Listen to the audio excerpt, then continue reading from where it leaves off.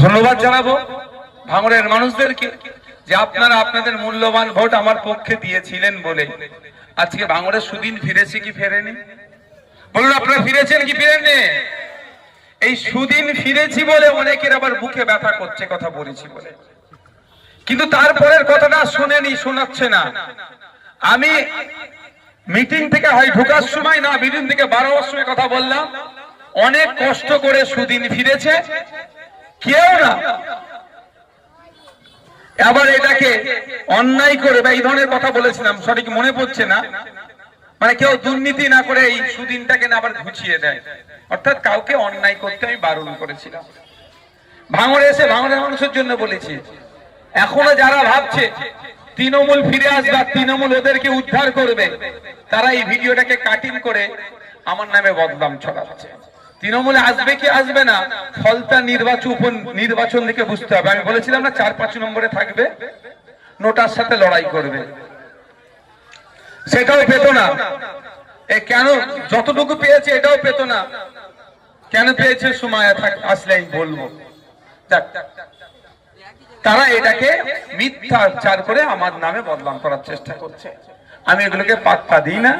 কিন্তু ভাঙড়ের মানুষের কাছে একটু খোলাসা করা দরকার। ভাঙড়ের মানুষদের বলবো, শান্তির সাথে থাকবেন, আপনি আপনার অধিকার নিয়ে থাকবেন। কে তৃণমূল, কে বিজেপি, কে কংগ্রেস, কে সিপিএম, কে আইএসএফ বিরোধী, কে আইএসএফ, ওটা দিয়ে বিচার হবে না। আপনার অধিকার নিয়ে আপনি থাকবেন।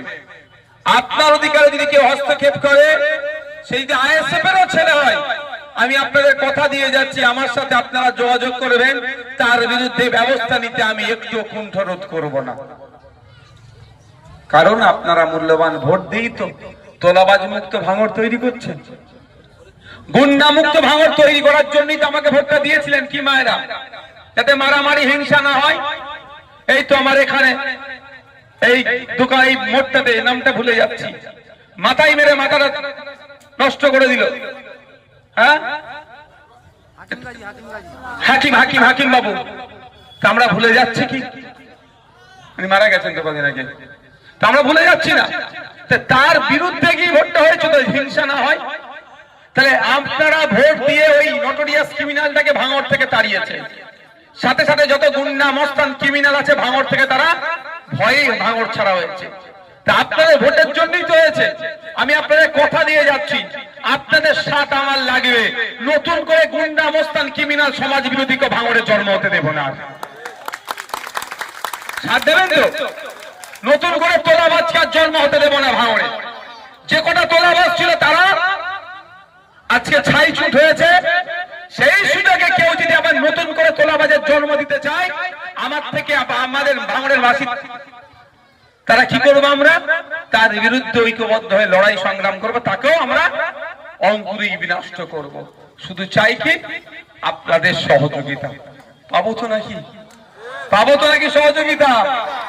সহযোগিতা আপনাদের লাগবে, কারণ অনেক হয়েছে, অনেক হিংসা ভাঙড়কে জ্বালানো হয়েছে, অনেক খুন হয়েছে, অনেক মারধর হয়েছে, অনেক মায়ের কোল খালি হয়েছে, অনেক পিতা তার সন্তানকে হারিয়েছে, অনেক সন্তান তার পিতাকে হারিয়েছে, অনেক মা তার স্বামীকে হারিয়েছে। আর নয়, হিংসা এবার বন্ধ হবে। আমরা ভাঙড়ের মানুষ খেটে খাই, আমরা পরে নিয়ে আমাদের চলে না। সকালবেলা উঠে কেউ লেদার কমপ্লেক্সে কাজে যায়, কেউ মাঠে কাজে যায়, বিভিন্ন জেলার কাজ কর্মস্থলে যায়, কর্ম করে আমাদের সংসার চলে ভাঙড়ের মানুষের। পরে মেরে কুটে আমাদের সংসার চলে না। গুটি কয়েক যারা পরে নিয়ে সংসার চালাতো, আজকে ভাঙড় থেকে তারা সাইড হয়ে গেছে। নতুন করে এরকম লোকের আজ জন্ম দেব না। তাই লক্ষ্য আপনাদের রাখতে হবে। শুধু নওশাদ সিদ্দিকী একা লক্ষ্য রাখলে হবে না, আপনাদেরও লক্ষ্য রাখতে হবে যে ভাইজানের সাথে যারা উঠা বসা করছে, ভাইজানের আদর্শ নিয়ে, পার্টির আদর্শ নিয়ে চলছে কি চলছে না, আপনাদেরকে সেটা লক্ষ্য রাখতে হবে। যদি মনে করেন ভাইজানের সাথে আছে, ভাইজান বড় ভাইজানের আদর্শের বাইরে যাচ্ছে, ভাইজান এসে বলে গেল কোন তোলাবাজের আর নতুন করে ঠাঁই হবে না, ভাইজানের পার্টির সিম্বল নিয়ে নতুন করে তোলাবাজি করছে, আমি আপনাদের বলে যাচ্ছি, নির্দ্বিধায় আপনাদের বিধায়কের সাথে যোগাযোগ করবেন। যারও যদি পালক গজায় তার পালকটাকে আমরা কেটে দেব। আর না, অনেক হয়েছে। মানুষ এটা চাই না, মানুষ তোলাবাজি চাই না, হিংসা চাই না, মারামারি চাই না, মানুষ কিছু একটু শান্তিতে থাকবে। আপনি আপনার বাড়ি করবেন, দলিল আছে, পর্চা আছে, বাড়ির কাগজ আছে, পঞ্চায়েত থেকে পারমিশন করালেন, আবার এখানে বাড়ির সামনে এসে ভিক্ষা চাইবে, ও হবে না। তোলাবাজি বন্ধ হবে। কেন আপনার টাকা কিসের? 500 টাকা ইনকাম করতে গেলে জিপ বেরিয়ে যাবে, 5000 টাকা তোমাকে দিতে হবে না, বাড়ি করতে দেবে না।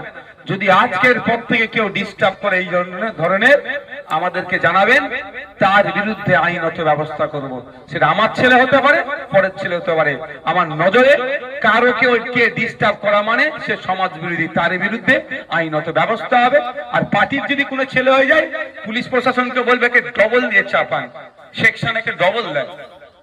কারণ মানুষ ভরসা করে আমাদেরকে নিয়ে এসেছে আবার, আর সর্ষের মধ্যে যদি ভূত ঢুকে যায় তাহলে ডবল সেকশন দিতে হবে না? কি অসুবিধা হবে নাকি? কি অসুবিধা হবে? ডবল সেকশন রেখে বেশি দিন জেলে রাখে, কারণ ভরসাই ভাঙছে। ভরসা করে নিয়ে এসেছেন তো নাকি মায়েরা? আর যদি ভরসা ভাঙে তাহলে ডবল অপরাধ করছে, ডবল সেকশন দিয়ে বেশি দিন জেলে রাখে।